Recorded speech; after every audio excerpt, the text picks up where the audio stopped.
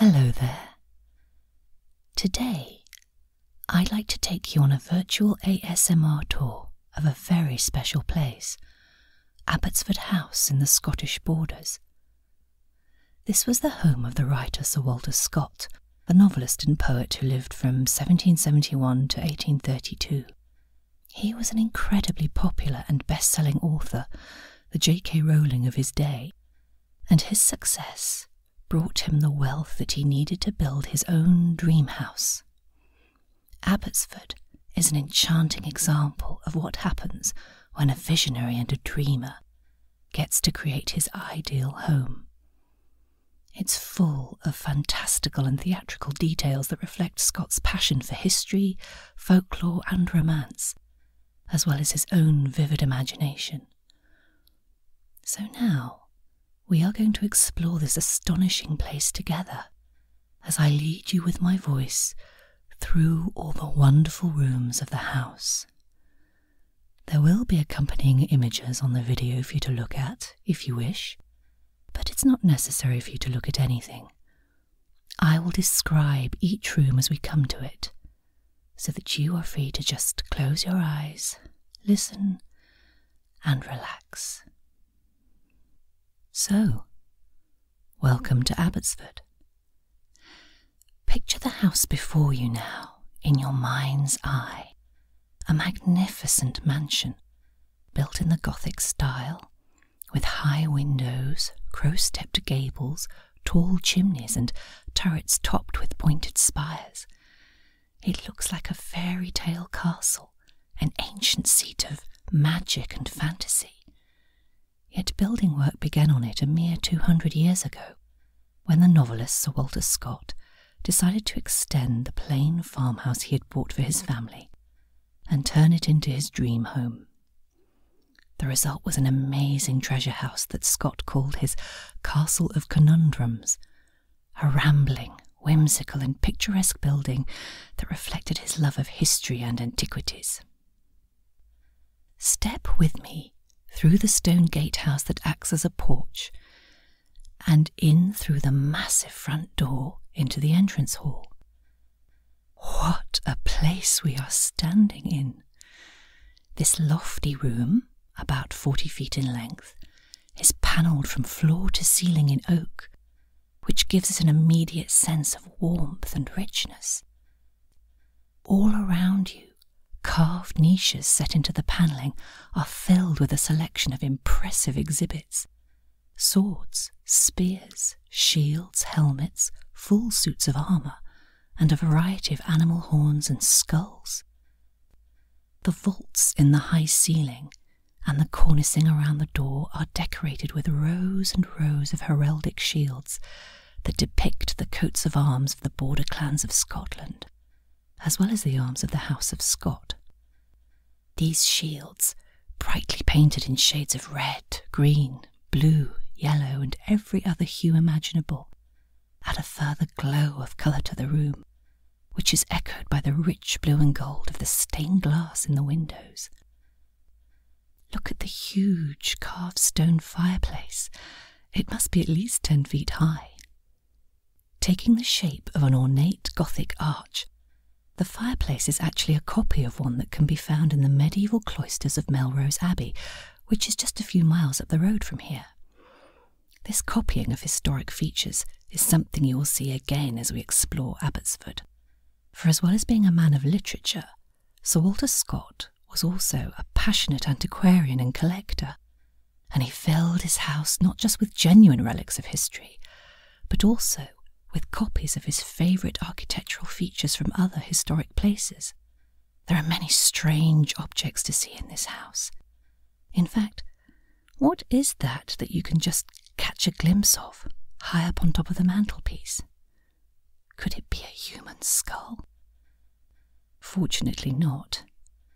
But it is a bronze cast of the skull of Robert the Bruce, the legendary king who defended Scotland against the English in the medieval era. As we continue to walk around Abbotsford, you'll see many more historic relics and oddities.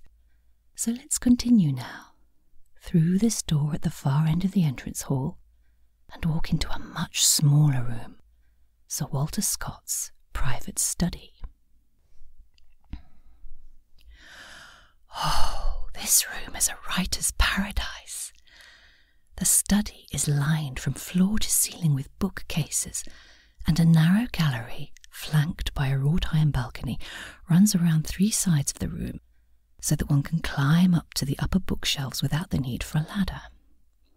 The gallery is accessed by a slim staircase of wooden steps, and do you see what lurks at the end of the wooden banister? The comical face of a droopy-looking carved lion hangs over the end of the balustrade. A friendly household guardian, perhaps, and one of many carved details you will see in this amazing house. Look out for them as we continue to walk around Abbotsford. You'll find it's full of carved animals, angels, gargoyles and grotesques, a menagerie of fantastical beasts and figures mounted on the walls, the ceilings, the fixtures and fittings, all adding to the fanciful quality of this seemingly enchanted house. At the centre of the study, you can see Sir Walter Scott's writing desk, a mahogany piece made by Gillow of London in about 1810. It was at this desk that Scott wrote his most famous novels, such as Ivanhoe and Rob Roy, as well as many volumes of poetry. For fans of Scott's work, this desk is perhaps the most fascinating item in the whole house. You'll notice that the front of the desk has been left open, so you can see some of the accessories inside that Scott actually used while he was writing. His reading glasses, his letter opener, a pair of scissors, and a feather quill. What you can also see inside the desk is a number of bankers' books, and these are a reflection of a sadder time in Scott's life. Although he was an extremely successful novelist and made enough money to build Abbotsford, a financial crash in 1826 left him, through no fault of his own, heavily in debt. Rather than declaring himself bankrupt and losing his beautiful house, Scott decided to honour all of his debts and set about working night and day to pay them off. As a result, he spent hours and hours of every day in this study, engaged in what he called the production of such literary work as may pay off my debts. But this desk has more to reveal than sad stories of debt, for hidden inside it are 2 secret drawers that were found to contain more than 50 letters Scott wrote to his wife during their whirlwind courtship and happy marriage. Scott met Charlotte Charpentier whilst on a trip to the Lake District in 1797, and it must have been love at first sight, because he proposed to her after just 3 weeks of courtship. Charlotte was one of the very few people whose presence was welcome in Scott's study, but if you look into the corner of the room, you'll see the little nook where he would receive other visitors from time to time. It's a small octagonal turret that Scott referred to as his speak-a-bit, because it was the little room where he would take friends or colleagues to speak a bit with them when they came to visit. But if someone came calling that Scott didn't want to see, then he had another strategy.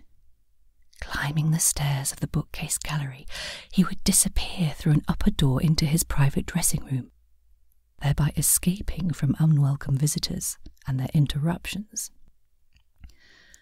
Let's move on now, through this door in the far corner of the study, and step into what was Scott's favourite room in the whole house, the library. Oh my goodness!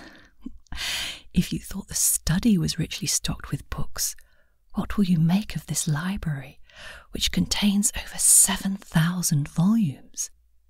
You can tell this room was created by a writer. It's a book lover's fantasy.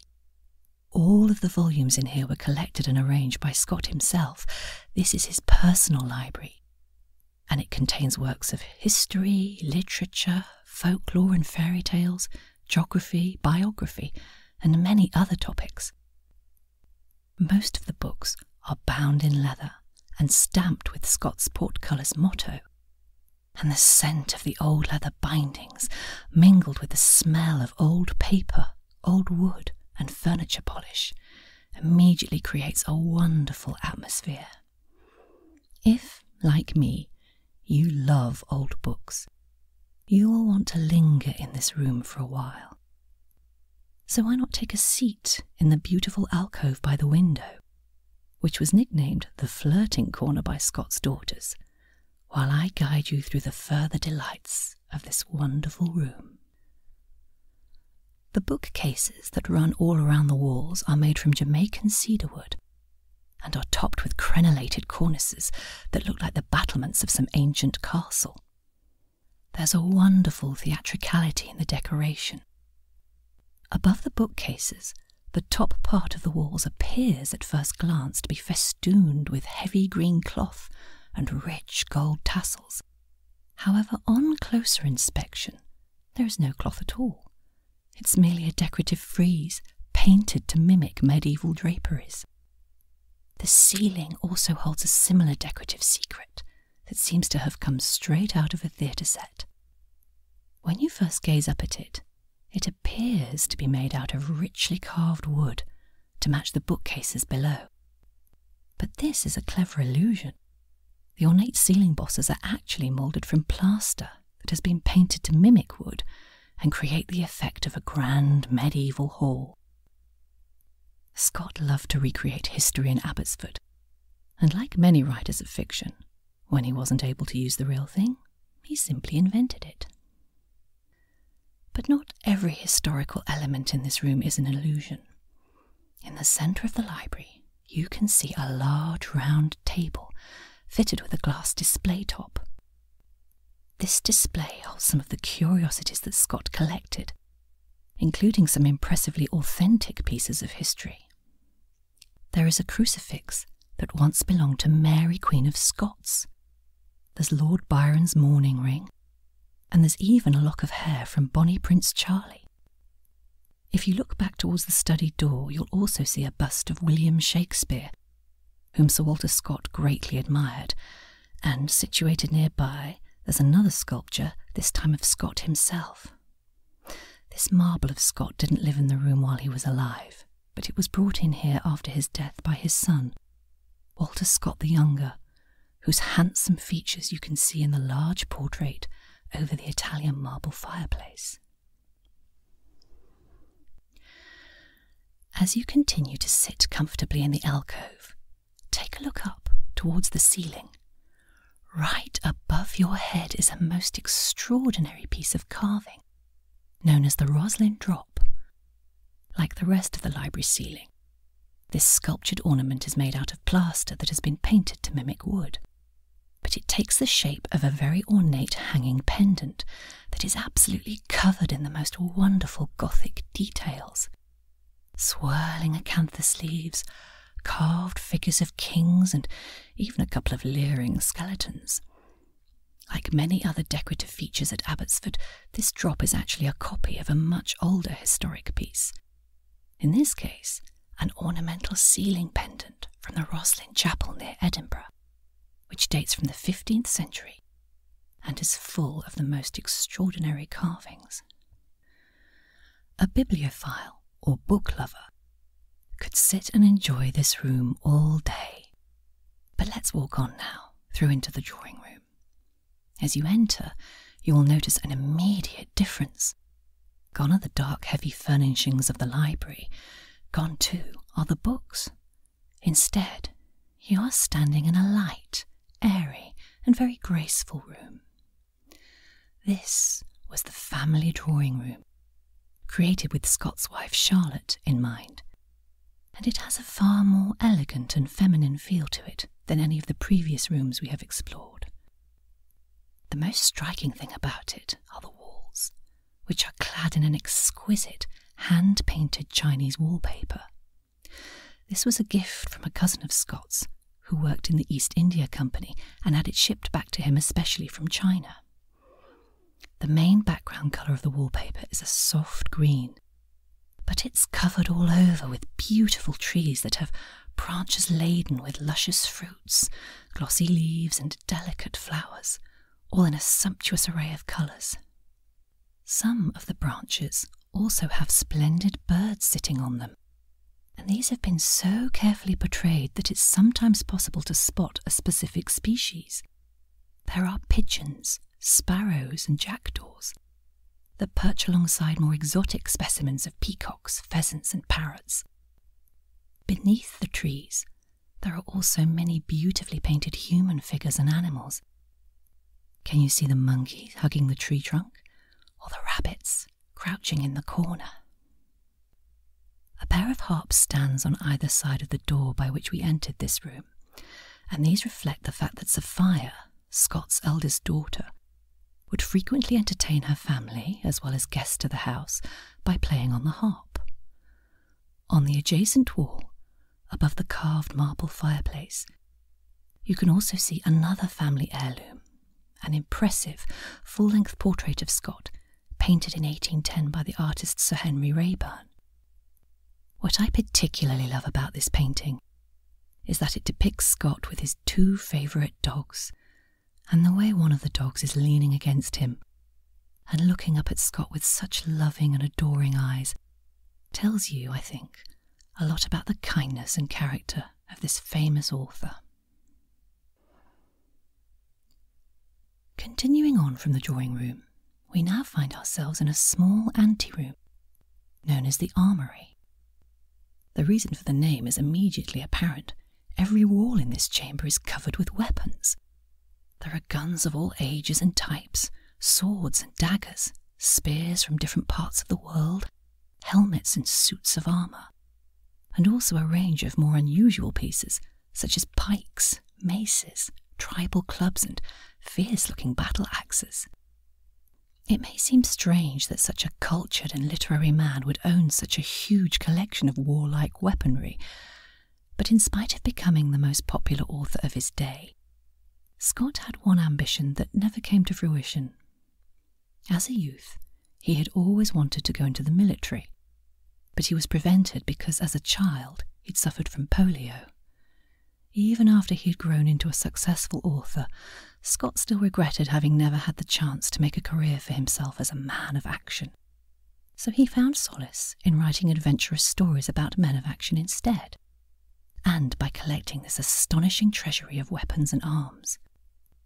Some of the most notable pieces in here include a gun, sword, sporran and dirk, which is a kind of dagger, that reputedly once belonged to Rob Roy, the famous Scottish outlaw and folk hero.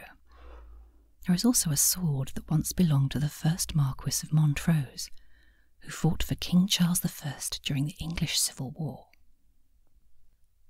From the Armoury, let's walk through into the dining room.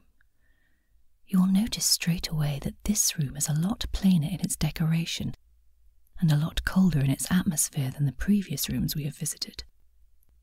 This is because Scott's original decorative scheme for this room was painted over by the wife of his great-great-grandson. He inherited the house in 1920, and his wife, who was an American, preferred the lighter, more streamlined decorative schemes that were popular at the time. Scott's exuberant and highly theatrical Gothic interiors must have seemed very old-fashioned to her, so she stripped the varnish off the wall panelling, painted over Scott's scarlet wallpaper with off-white paint, and used the same paint to obliterate the Gothic details in the heavily embossed ceiling, which, like the library, had originally been decorated to mimic wood. I find it quite sad that Scott's original vision for this room has been lost. The scarlet wallpaper and rich wood effects must have made a warm and inviting backdrop to the many evenings of conversation and celebration that must have taken place here when Scott entertained his friends. But the subdued atmosphere in the dining room is perhaps not just due to the decoration, because it has a far more serious and melancholy association attached to it as well. This was the room in which Scott died. The celebrated author passed away at the relatively young age of 61, after a series of strokes that were probably brought on by the overwork and stress caused by his debts. He died in 1832, and in his final days, at his request, a bed was made up for him in this room, by the large bay window that looks out over the parkland and the River Tweed. In his final days, Scott's gaze could rest on the lush green beauty of the Borders countryside that he had loved so much. It's perhaps fitting to take a moment to pause in this room and pay silent tribute to the memory of the man who built this enchanted palace and put so much of his energy and his life into its extraordinary rooms. Abbotsford continues today as a testament to his life, his work, and his extraordinary imagination. And every year it is visited by thousands of Scott fans from all over the world, who keep his passion for history and adventure alive through their enthusiasm for his writing and for his house. Let's leave the dining room now and walk on. To the right is the exhibition room, where you'll find fascinating temporary displays relating to Scott's life and literature. But we'll continue by walking along the religious corridor, a remarkable aisle that feels more like the cloister in some great cathedral than a mere lowly passageway.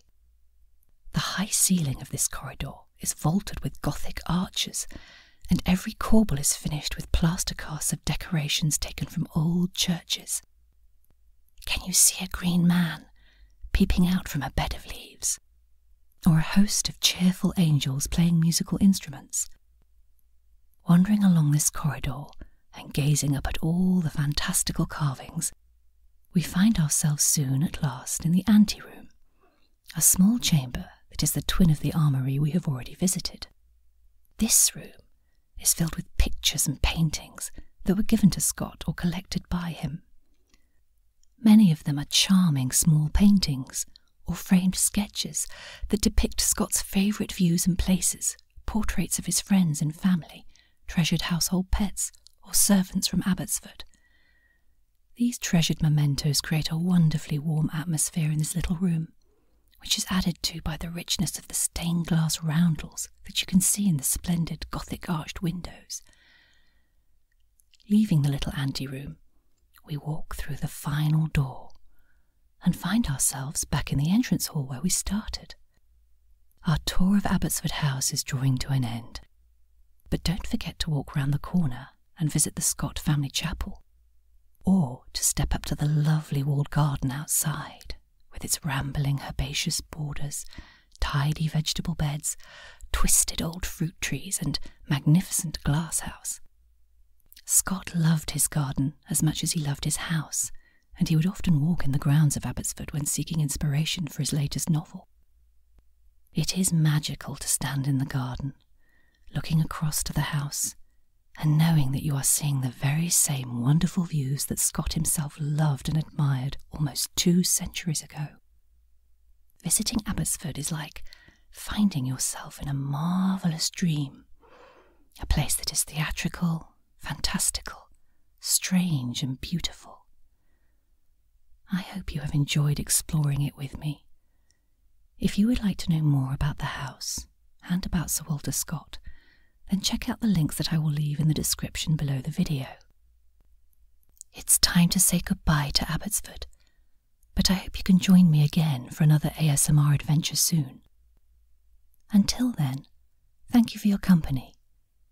Goodbye.